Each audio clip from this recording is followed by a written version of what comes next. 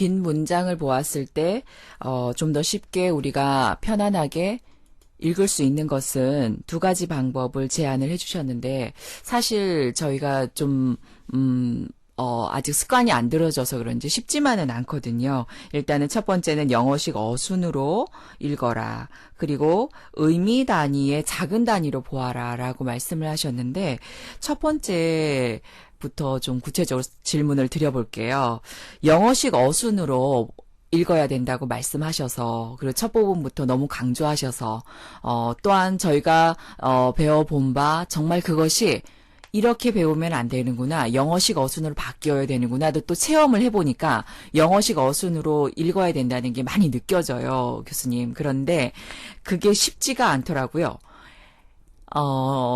읽으면서도 영어식 어순으로 읽다 보면, 의미가 저희가 이해가 안 될 때가 있더라고요. 영어식 어순으로 했을 때 짧은 문장은 괜찮습니다. 아주 명쾌하고 좋고 한국어에서 한국말을 영어식 어순으로 하고 그랬더니 그 영어식 어순의 한국말을 영어 단어로 바꾸고 싶은 욕구가 막 일어나요. 근데 벽에 부딪히는 건 뭐냐면 역시 긴 문장이었어요.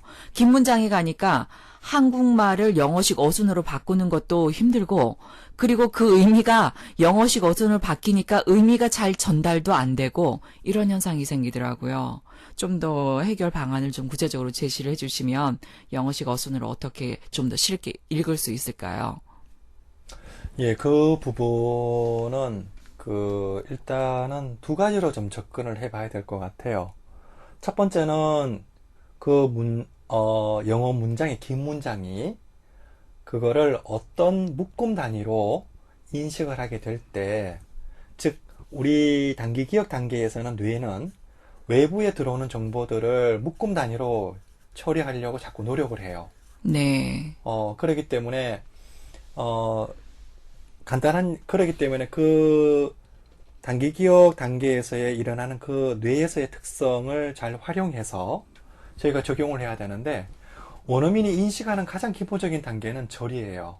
네. 근데 그 절이라는 것 자체가 우리가 지금 알고 있는 사전적 개념에서의 절하고는 조금 차이가 있습니다. 이거는 그 더프티의 Characterized in Acquisition이라고 해서 그 습득 단계에서 나타나는 언어적 특성들을 비교 분석해 가지고 나타냈던 논문인데요. 여기서 우리가 좀 고려해 볼 만한 것들은 아이들이 문장을 사용을 할 때, 그러니까 작은 단어들을 사용을 하더라도 그게 절의 의미의 의미를 가지고 사용을 하더라라는 겁니다. 그래서 우리가 원어민이 인식하는 단위는 기본적으로 절 단위로 인식해야 되는 게 기본이고요. 네. 두 번째는 뭐냐면은 길어질까는 문장의 번역이 잘 안 되더라라고 했던 이 부분은 사실은 이 부분은 지금 시간에 다뤄야 될 내용은 아닌 것 같고요. 아, 네, 다음 그런가요? 시간에 다뤄야 될 얘기인데 잠시 말씀드리면은 네. 혹시 그 사회자분께서 팝송이나 외국의 그 음악이나 이런 걸 들을 때 흥겨운 음악은 좀 기분이 이렇게 흥겨워지지 않던가요? 네. 그리고 좀 슬픈 음악 들으면은 뭐 내용은 잘 모르겠지만 네. 마음이 이렇게 잡잡해지고 좀 가라앉지요. 네. 네.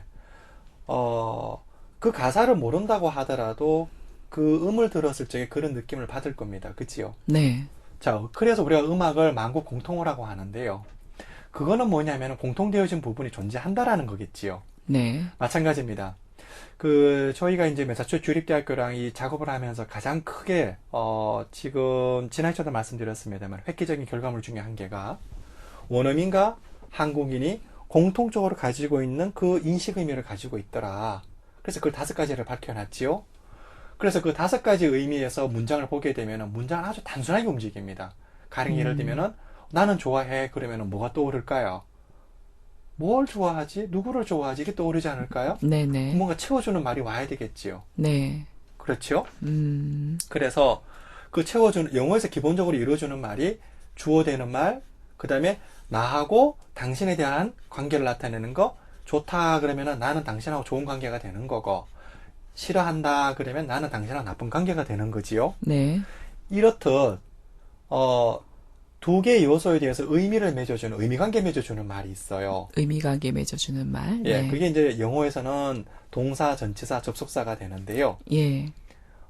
그리고 마지막에는 기본적으로 이루는 요소가 바로 채워주는 말이에요. 예. 좀 전에 말씀드렸듯이 나는 먹었다 그러면 뭘 먹었는지에 대한 정보가 나와야 되지 않습니까? 네. 그래서 이런 최소한의 정보가 문장을 저를 기술을 이루는 기본적인 요소고 이것을 문법적으로 얘기할 적에는 완전한 문장이다. 이렇게 얘기를 합니다. 이 중에서 어떤 거라도 정보가 하나 빠지게 되면 이건 틀린 문장이 되는 거지요. 가령 예를 들면 주어가 빠져버린다거나 뭐 나는 사과를 먹었습니다. 그런데 그냥 뭐 사과를 먹었습니다. 그럼 이거는 틀린 문장이 돼버리는 거죠. 동사가 빠져도 그렇고 채워주는 말이 빠져도 그렇고요. 자, 그런데 문장이 늘어날 때에 이 문장이 늘어날 때에 그 늘어나게끔 해주는 말은 딱 두 가지밖에 없어요. 네. 설명해주는 말과 첨가해주는 말이에요. 네. 지금 굉장히 새로운 말씀을 많이 하셨어요. 용어적인 거, 뭐, 의미관계 맺어주는 말, 채워주는 말, 설명해주는 말. 이게 지금 그 소장님께서 말씀하시는 문장을 작은 단위로 봐야 된다라고 하는 그 묶음의 단위인가요, 이게? 의미 단위인 거죠. 그래서 의미 단위. 그렇죠. 네네. 이런 의미들이 그 문장을 구성하는 요소는 이 5가지인데, 이 5가지들이, 원어민이 그 언어를 사용을 할 때 어떤 일정한 단위를 가지고 그게, 그 언어들이 구성을 이룬다라는 거지요. 예, 이런 것들은 대표적으로 볼 수 있는 건 좀 전에 말씀드렸듯이 습득과정에서 나타났던 부분들이 그대로 적용되어진다는 걸 얘기하는 겁니다. 네. 그래서 지금 보니까, 소장님께서 지금 말씀하시는 이 의미가 혹시 그 뒤에 나오는 그 5가지 의미라고 하는 것이 기차를 말씀하시는 건가요? 그렇죠. 음. 저희가 그 아이독해의 전체 부분도 그렇고, 저희가 앞으로 이제 발간하는 모든 문장은 그 기차로 표현을 하게 되는데요. 그 기차가 언어의 그 5가지 의미를 다 담고 있는 모습입니다. 기차에 대한 것은 뭐 나중에 다시 한번 여쭤보겠는데 지금 현재 저희가 긴 문장을 볼 때 제가 질문을 하나를 드렸는데 2가지를 한꺼번에 다 해결해 주신 것 같은 느낌이 들어요. 긴 문장을 볼 때 좀 어색함이 있으나 영어식 어순으로 해석을 읽어야 된다라고 하는 말씀하고 그다음에 작은 단위로 보는 것이 품사가 아니라 원어민이 생각하고 있는 의미 단위인 절 기준으로 보는데 그 의미 단위가 5가지 정도가 있다라고 지금 말씀을 하시고 계십니다. 예, 거기에 대해서 하나 더 좀 첨언하고 싶은 거는, 네, 우리도 그렇고 어떤 나라의 아이들이라도 언어를 습득을 할 때 네, 어떤 작은 거라도 반드시 의미를 기본적으로 해서 습득을 하게 돼요. 네, 네. 그런데 우리가 학습 단계에 학습을 하는데 그거 의미를 배제한 상태에서 단순히 구조나 아니면은 품사에 집중해가지고 영어를 학습한다라고 하는 것 자체는 상당히 좀 아이러니컬한 거죠. 그러면은 긴 문장을 읽으려고 할 때 이 의미 단위, 5가지의 의미 단위로 저희가 끊고 묶는 것이 굉장히 중요하겠네요.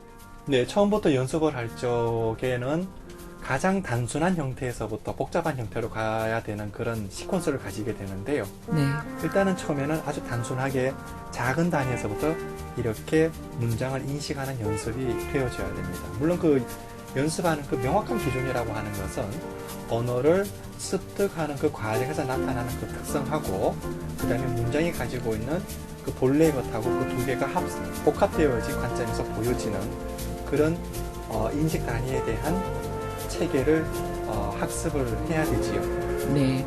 이제 그러면은 긴 문장을 보았을 때 영어식 어순으로 해석해야 되겠다. 그 다음에 의미 단위로 5가지 의미 단위로 문장을 보아야 되겠다라고 하는 생각이 듭니다.